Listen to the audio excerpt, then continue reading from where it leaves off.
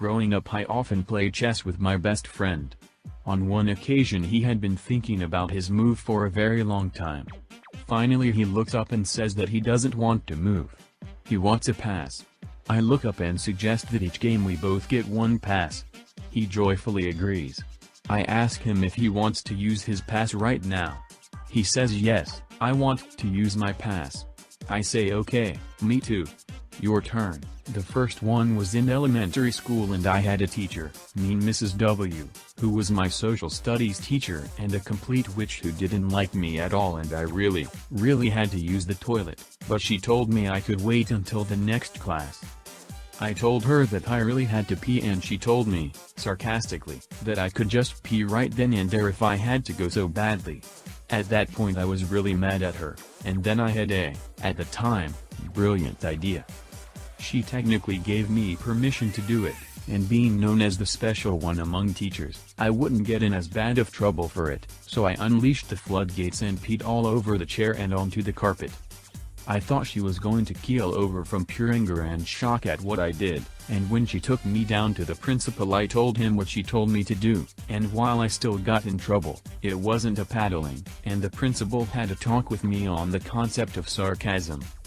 I remember that the class had to be held in another room so the janitors could clean the carpet, and Mrs. W was very careful about what she told me to do after that. As a high school senior, I foolishly chose to take AP Computer Science. I was very ambitious in high school and had taken other AP courses, so I thought I could handle it. Unfortunately, this class was also a zero period, meaning you had to get to school early every day. I was taking too many classes, and the teacher was terrible. As a result of these factors I was struggling in the class, relying on friends to teach me what the teacher couldn't. Eventually I gave in to senioritis, gave up on taking the AP test, and began to focus on passing the class with a C. Any good coding class will check your code in its entirety. Teachers want to make sure you're using the coding techniques they teach in your code. My teacher, on the other hand, only checked the output of the code.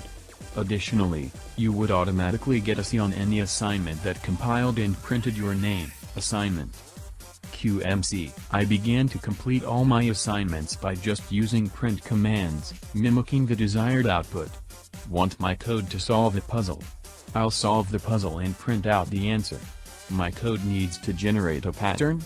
I'll make the pattern using my print commands. If I couldn't use my beloved print commands to make the output, then I would just print out my name and the assignment for a C.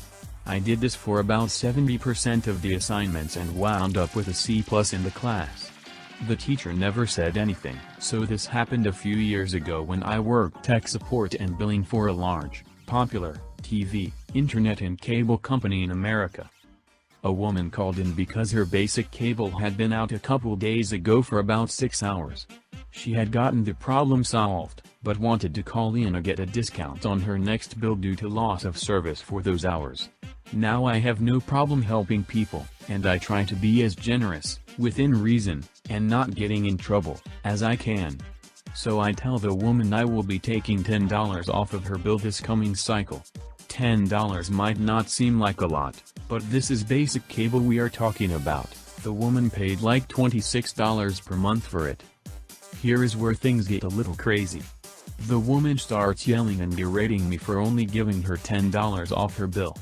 This isn't good enough, she tells me. She wants more, she wants what she is owed. What you are owed, eh? I can do that. So I get my calculator out and do the maths. So I take the $26 she paid a month, and divide it by 31 days that month, which is 83 cents. Then I took that number, divided by 24 and timed by 6. This meant her $10 discount has just become a 20-cent discount. I explained all this on the phone as I was doing it. She was dead silent as I went over the math, and then immediately demanded my supervisor. In the end the supervisor relented a bit and gave her a $5 discount, but she still lost out on the other $5. This happened a few years ago, but a conversation about parking has brought it back up and I thought it would be perfect for this sub. It's fairly simply, but was so satisfying. So, my house is at the end of a close. This is basically a small, longish, private dead-end road to which our house was the last one up. When you reached the end, the actual road morphed into our driveway, was a different color and was separated off by hedges, aside from the car entrance. It was clearly our driveway. We owned the land. Upon purchasing the house, my parents were not warned off any asshole neighbors.